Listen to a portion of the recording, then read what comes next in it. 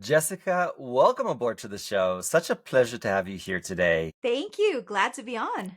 I'm just going to cut right to it. You mentor children with disabilities, maybe only physical, maybe otherwise.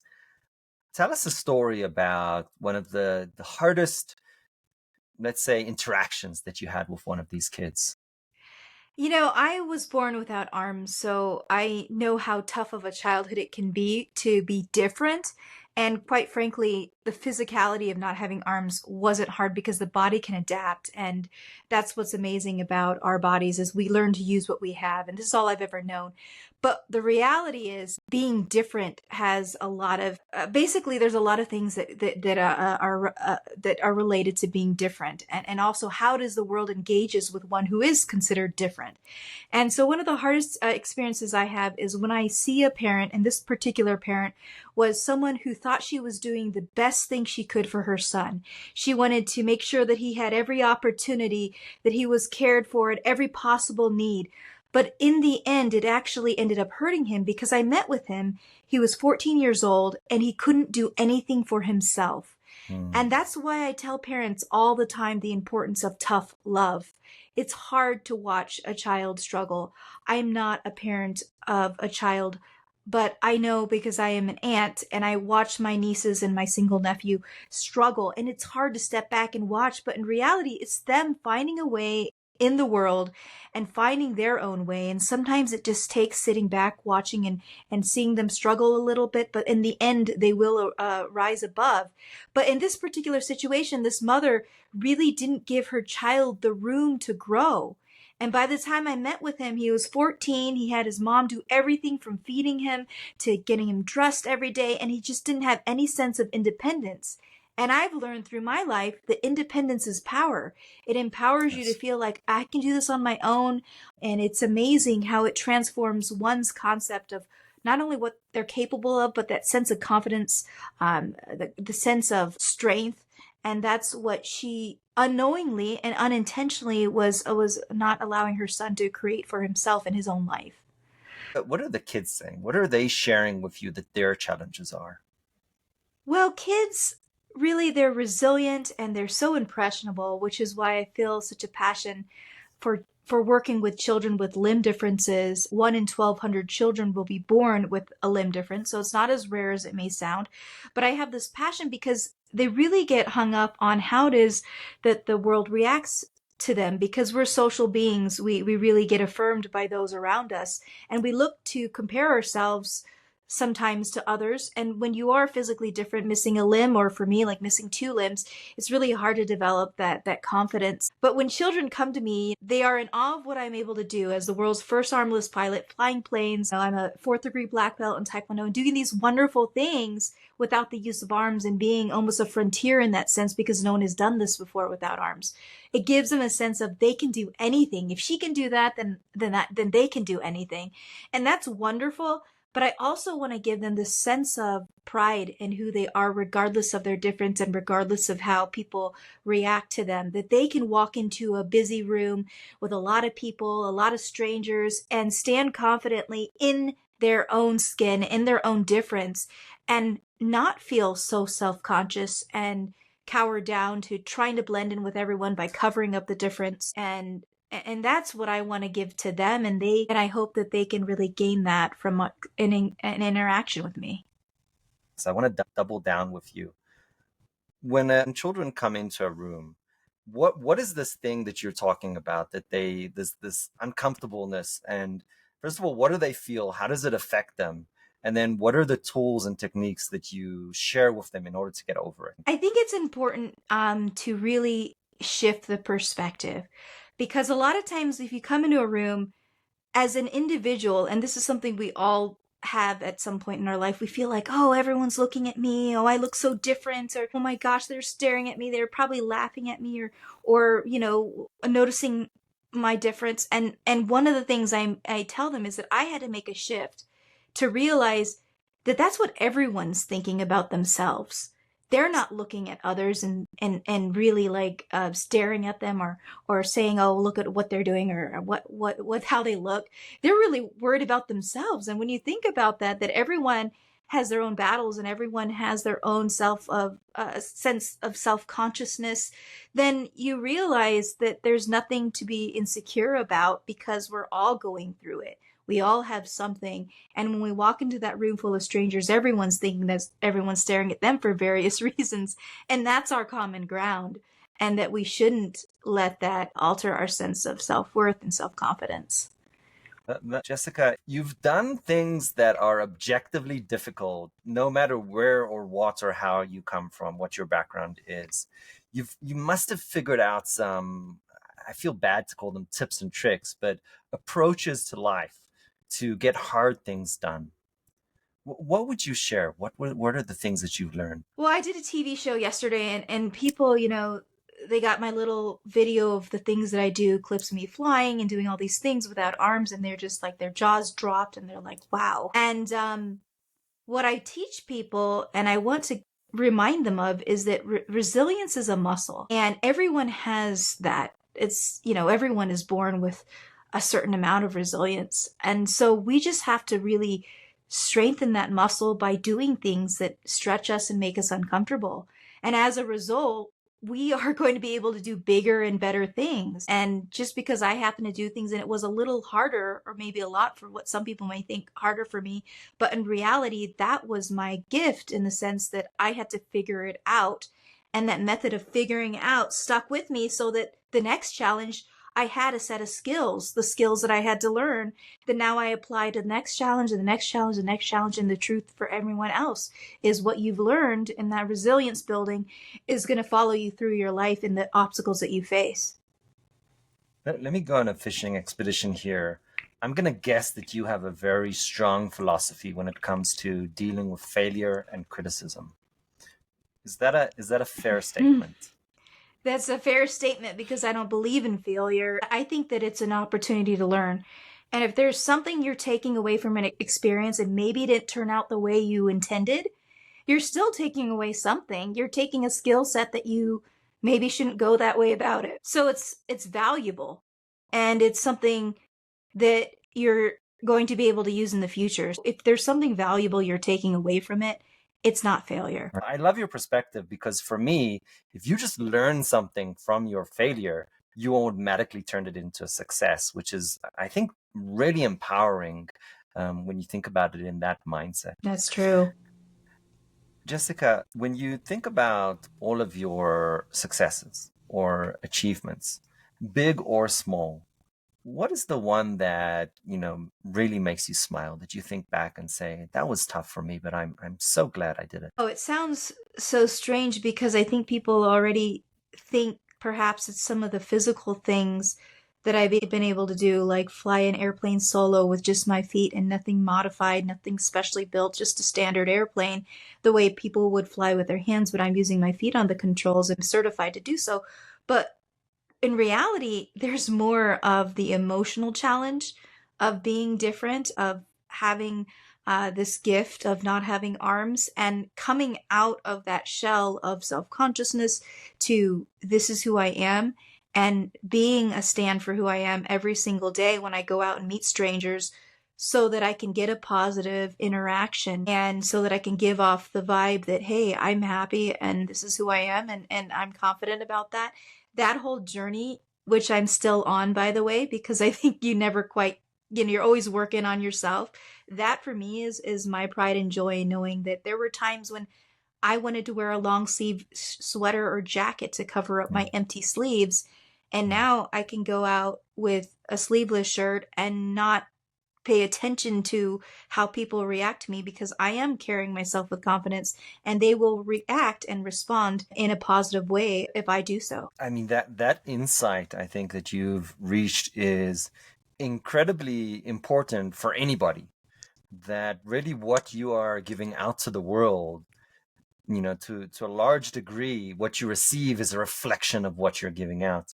So if you come out to the world with self-doubt and fear, you might get these emotions or approaches merged. And this is just applicable for everyone, no matter what. I think that's so interesting. I appreciate you.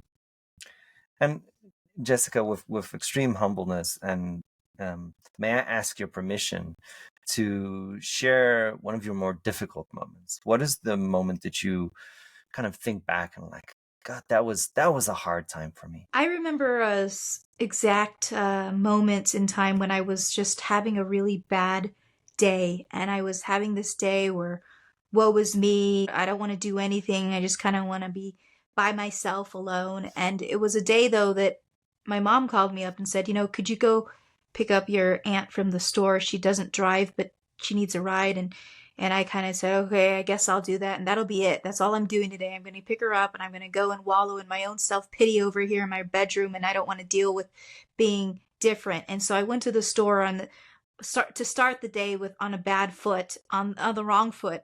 And I walked into the store with feeling this sense of I'm having a bad day. And Hmm. everyone was giving me a hard time, or at least that's what I felt that day. And I walked through the store looking for my aunt. She didn't have a cell phone. And I just going through all these aisles and aisles, and everyone was there. Everyone was shopping. It was bulk order shopping, and everyone was there with their family. And I was just like, I'm never going to find her. And then I finally thought maybe I'll go to the cash register. And I made my way to the cash register, and there were lines of people, 50 people, long lines. And I was going up and down these lines to find which cash register could she be at. She didn't have her cell phone. I couldn't reach her. So I didn't have any luck. And as I'm walking down these aisles of people standing in line at the cash register, people were staring at me. And I felt Hmm. like their stares were especially powerful that day. And it was Hmm. one stare after the next, after the next, after the next. And I just felt like I just couldn't take it. I found a rack of clothing and I said, okay, I'm going to go behind this rack of clothing and I'm just going to cower down because I don't want to have anyone else stare at me. And as I cowered down below behind this rack of clothing, I just remember having a moment with God saying, God, why couldn't you just make me normal? Why do I have to go through this? And I pulled myself back up from that moment. I finally found my aunt, by the way, and I drove her home. And a week later, I just had another moment at the exact same store, but this time I was fueling up my car, I was gassing up my car. And as I'm gassing up my car, a man approaches me from behind. I'm doing this by myself, by the way. I'm holding up the gas pump with my right foot. And he comes from behind, and I don't know who this man is. And I turn around and I see him, and he has tears streaming down his cheeks. And I'm wondering, oh, what's wrong? Are you okay? And he says, do you see that car over there at the other gas pump? And I look over, and I said, yeah. He said, you see that girl sitting in the front seat? I said, yeah, I could see her. He said, that was my daughter. She lost a couple fingers in an accident, and she was having a hard time today. And she saw you gassing up your car without arms and thought, if you could do that, she could get through her own challenges. And it was like that hard day just a week prior disappeared because I realized that God was answering my question. This is why. This is a moment for you to shift from that internal, woe is me to, hey, everyone has their own challenges and everyone has something they're dealing with. And we're all here for each other. And so don't feel alone and know that what you can do can help others. And that has been a guiding experience for me and what I continue to do when I speak to audiences and when I meet with these young children and people who have a lot of challenges that they are overcoming in their own world. I think there's something, I think, fundamentally important about what you're saying from a perspective of victimism. If you perceive yourself as a victim and have no control, then that leads you to believe that there's nothing that you can do. It really disempowers yourself. But if you take the approach, right, and research and kind of science calls this Pygmalion bias, if you believe that you are not a victim, and one of my guests kind of quite aggressively said, "No, Ari," because I said, "Oh, I'm so sorry this happened to you," and she said, "No, Ari, this happened for me." And in that moment, I feel goosebumps just by remembering the story. What she was saying is that you need to perceive these things as happening for you and that you have control and that you're going to basically take that next step and you're making that decision. And no, the world is not out to get you, because if you believe that, then it's true. But if you don't believe it, it's not true, which is such a fundamental, I think, insight, and very important to society today in general. I Jessica, let love me that. let me first of all start by saying thank you to you for being so humble and honest and vulnerable. That is not an easy thing to do. Thank you. I would like to ask you a difficult question.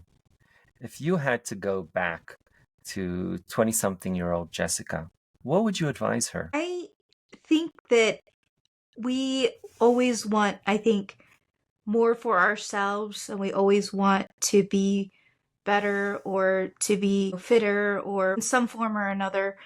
I think it would definitely be to tell my 20 something year old self that you are enough as you are. And in that understanding to just really embrace the moment, to say, I don't need to keep striving and doing and trying to be something more, because in our own moment, if we just embrace that and say that we are enough in our own selves in our in this moment, and it's, to just embrace that moment in that time instead of always having to work towards something. I think it's a wonderful understanding of self and an appreciation of where you are, when you are, and at whatever point in life it is. And if you can just embrace that and enjoy it, then I think that's what I would love to tell myself is, enjoy where you are right now in that very moment. You may have great goals and striving to do some wonderful things in the world, but it's okay to appreciate and enjoy that moment. Absolutely.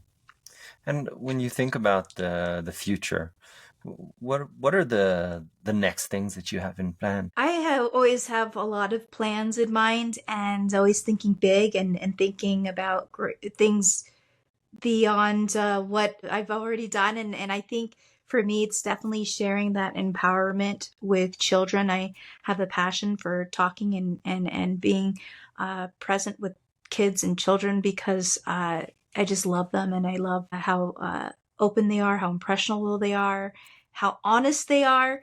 And so I think I'm going to continue to help build the confidence in so many children who are struggling with that for various reasons, many of them being either born in a situation where they don't have a limb or a disability of some sort. So I think that's one of my goals, is to continue to instill that sense of self-worth and confidence and help facilitate that in some form and fashion.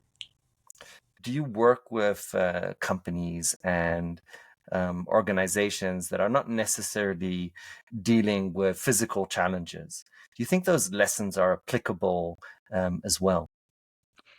Yes, and that is my focus. That's my full-time job, is I am and have been for 18 years speaking in 29 countries around the world to corporations that really need the adaptability mindset. This mindset of not only accomplishing great things, but that adaptability of being the best version of themselves and understanding that it is within reach, that it is possible, and they can achieve things that maybe they didn't imagine in their own lives to be the best version of themselves. And so I will continue to do that work full time. It's taken me, again, almost 30 countries now, and it's been such a special gift for the visual of myself standing on stage without arms to tell them I fly a plane, for them to really digest what that means in their own life. And what does that mean and what they can achieve, and how the companies can be better and stronger, and also recognize that there are people with disabilities. In 1 in 5 people will have a disability at some point in their lifetime, and how to normalize that and appreciate that. I'm sure that your audience come back or in community come back and share stories about how you've impacted them. What are some of the things that you've heard? I know a couple of people have come back to me to say, I was really terrified of the concept of flying just like you were, and I went ahead and became a helicopter pilot, or I went out and did it anyway. And those are very valuable to hear, that these people have overcome their own fears to do something. And then companies, like just yesterday, someone came up to me and said, I still remember that line you said. And I still remember when you brought the volunteer up from the audience who was totally clueless as to what you challenged them to do. And then when they conquered it in front of all of their colleagues, it was an unforgettable moment. And 10, 15 years later, people still remember that moment of that colleague showing the entire company that they could do it. And as a representation of each individual there, that they could Mhm. do something. And that's a very special transformational moment that I'm able to witness. Totally don't know how it goes. It just happens right there on stage in front of everyone. And that's the gift to the company and to what they think is possible. Do you think that there's the reason? I mean, I'm trying to think about it. People are maybe afraid of doing things that they believe they will fail at. I've seen this a lot, especially in corporate America, where people just don't want to do things if they're not sure they're going to be successful. What is your advice? Is this a broken company culture? Is this something in the American culture? Is this how we perceive failure? Like, how do we think about this, creating an environment where people aren't afraid to fail? Well, first of all, it's like we talked about earlier, as understanding failure is not failure if you take something valuable away from it.